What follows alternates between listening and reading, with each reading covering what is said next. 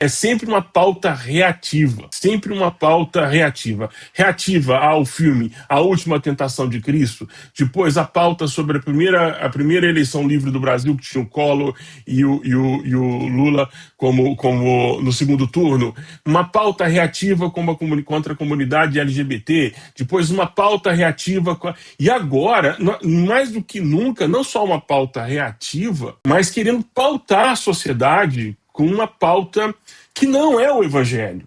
Uhum. Que nunca fez parte, pastores dizendo, se entra na minha casa, dá um tiro no meio da cabeça, outros pastores indo para um ringue para dar soco, para mostrar uma masculinidade, outros criando... Gente, eu nunca pensei, eu estou alongando a pergunta aqui, Douglas, desculpa. Depois eu corto aqui, Tranquilo. mas olha, eu nunca pensei que haveria alguma coisa pior do que as pantomimas da Jocum em feira. Eu nunca pensei que haveria. Não, juro que eu pensei assim, não haveria algo pior, nada contra a Jocum, nada das pantomimas, nada do diabo segurando seus braços, assim, não, nada contra. Mas que é ruim, é.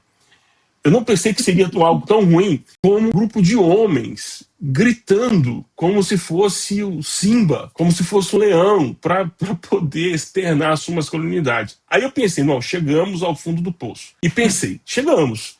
Mas aí eu esqueci que nós, muitas vezes, temos a vocação do tatu. Quando chega no fundo, ele consegue cavar mais 50 metros para baixo. E aí veio essa coisa de subir no monte, correr e subir na montanha, sair correndo e com ordens, sabe, assim, eu fico pensando, onde nós nos perdemos, Douglas? Essa é a pergunta. Para você, que tem uma trajetória de fé, para quem não conhece a história, a trajetória de fé do Douglas, pode buscar lá no canal, ele vai contar para você todos os caminhos que ele percorreu até chegar à Igreja Anglicana. Você que experimentou aí todas as páginas possíveis, todas as cores possíveis do Evangelho no Brasil, onde foi, Douglas? A pergunta é essa. Onde foi que nos perdemos? Eu não sei se consigo apontar um momento específico, mas eu acho que talvez um grande erro é que o evangelho parou de ser suficiente e a gente começou a ser tomado por outras coisas que brilhavam muito os olhos. Então parece muito bem a gente se dobrar a pautas políticas, porque isso vai trazer coisas boas para a gente. Então, teve uma época que eram os tais dos terrenos. Eu ia lá, botava o vereador, o prefeito para falar no meu culto, sabendo que eu ia ganhar um terreninho ali, que eu ia ganhar uma coisinha, uma outra coisinha, que a minha igreja ia ser ajudada nisso, naquilo, que a família ia ser ajudada nisso, naquilo. Uhum. Mas eu resumiria a isso, de que eu acho que para alguns parou de ser suficiente pregar o evangelho. E que, porque o trabalho da igreja, o trabalho de um pastor, ele é, por vezes, monótono, porque você está todas as semanas falando a mesma coisa. A mesma mensagem. Cristo morreu, Cristo ressuscitou, Cristo vai voltar, e Cristo quer que você participe desse projeto de construção de novo mundo que ele está fazendo. E para alguns parece que parou de ser suficiente falar isso. E aí eu tenho que pegar e tomar para mim pautas e ficar falando das coisas que estão acontecendo e ficar tomando todos os partidos possíveis e tomar como pauta do evangelho uma pauta que não era do evangelho. E aí daqui a pouco as coisas começam a se confundir, porque parece que ser evangélico agora é todas essas outras coisas aqui, e não era para ser isso. Então, eu acho que parte do problema é isso. O evangelho, para alguns, parou de ser suficiente. Pregar a mensagem simples e redentora do evangelho, que Cristo está em Deus, reconciliando consigo todas as coisas, não é mais o suficiente. Então, eu tenho que tomar várias outras coisas como se fossem tão importantes quanto, ou até mais importantes quanto. Porque aí eu deixo de falar da cruz, eu deixo de falar de Cristo, eu deixo de falar de tudo que ele fez e tudo que ele faz, para falar do que eu acho que está errado na sociedade hoje, do que eu acho que está errado na sociedade amanhã, do que eu acho que teve errado aqui na sociedade. Como se a gente também parasse um pouco de crer no trabalho do Espírito Santo, que redime essas coisas. A gente para de acreditar que o Espírito Santo é suficiente para fazer com que essas outras coisas que podem estar erradas também se ajustem a partir da mensagem do Evangelho, e não eu deixando ela de lado e tornando o centro as minhas pautas e as minhas diferenças com as coisas da sociedade. Incrível, porque eu sou amilenista, me tornei amilenista. Eu entrei no seminário pré-milenista, pré-tribulacionista e saí amilenista. Culpa do seminário. Para mim tá tranquilo, mas levando em consideração que mais de 70%, 80% da população evangélica do Brasil, ela é, no mínimo, ela é pré-milenista. No meio disso aí tudo, ela é dispensacionalista. E a figura do anticristo é central para o desenvolvimento, o desencadeamento de todo o processo. Então, evitando a todo custo que o anticristo venha. Porque essa coisa do que...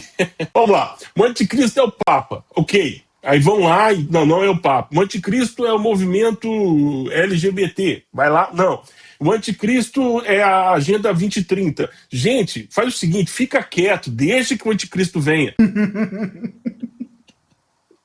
Sabe, eu não entendo. É uma luta para que o anticristo não apareça. Essa tem sido a minha leitura. Te pergunto, como que o movimento anglicano no Brasil, não é movimento, né? A denominação anglicana no Brasil se posiciona em relação à escatologia? E depois eu vou emendar uma outra pergunta em cima disso aí. Então, boa parte, quando as pessoas me perguntam muito sobre o que a igreja anglicana pensa sobre isso, a maioria das vezes, 95% das vezes, a resposta vai ser que anglicano, porque depende muito. Uma das coisas que define assim, o anglicanismo como o que ele é que não existe opinião formada oficial do anglicano sobre isso e aquilo. Porque o anglicanismo não nasce de uma base confessional, concreta e conjunta. Ele nasce de um povo que estava num local, era o povo da Inglaterra que estava ali, que em um momento se separa oficialmente de Roma, e aquele povo, no meio daquele povo você tinha pessoas que eram mais católico-romanas, pessoas que estavam começando a adotar as ideias protestantes, pessoas que queriam andar no meio termo, e aí depois de uma longa jornada histórica, vão nascendo documentos e tudo mais para tentar achar posições meio termo, que é o que a gente chama no nosso meio de via média, em meio a tudo isso. Mas não se nasce, por exemplo, não existe uma confissão anglicana que define os termos do que se crê sobre escatologia, sobre soteriologia e todos esses assuntos. Há uma liberdade de pensamento muito grande nessas coisas. Existem bases conjuntas que os anglicanos creem, então os anglicanos eles são litúrgicos, eles são sacramentais, eles usam livro de oração comum, você vai ver arte, ícones, você vai ver uma visão mais elevada da Eucaristia do que você veria em outros meios, mas não se fecha a opinião sobre calvinismo e arminianismo, sobre escatologia. Há uma liberdade para se pensar sobre isso e sobre outros assuntos dentro do anglicanismo. Por isso que você vai ver anglicanos que parecem mais católico-romanos na sua forma de ser. Você olha para a paróquia e fala, é uma paróquia católico-romana, mas não é. E tem outros que você olha bem evangelicais, como o John Stott, e você fala, aquele cara é um batista, um presbiteriano, e também não é. Existe essa liberdade de pensamento no meio anglicano. E te pergunto em cima da escatologia, bom, isso é a confissão de fé anglicana, então ela é quase para os batistas. O batista, em relação à eleição, ele vai até o ponto, a eleição existe para a salvação, e aí ficam 3 pontinhos ali para você entender o que você quiser. Você vai encontrar batistas arminianos, batistas calvinistas. E a escatologia é um tema que não consta nem na nossa confissão de fé também. Os batistas não fecharam questão sobre isso, né? Em cima desse pensamento da escatologia, que é bem aberta, então, você já definiu a sua ou você está esperando Jesus voltar para definir? Eu acho que eu me considero mais amilenista. Então, assim, não é um assunto, escatologia não é tanto um assunto que me pega ao ponto de eu ter muitas opiniões firmes sobre isso. Mas eu acho que no espectro ali do que existe, eu me consideraria mais amilenista. E hoje a sua congregação, a sua, quando fala o seu bispado, não é o bispado, a sua região eclesiástica, isso, que era essa palavra. A sua diocese é uma diocese sacramental, uma diocese mais evangelical, ou isso que eu estou falando é besteira?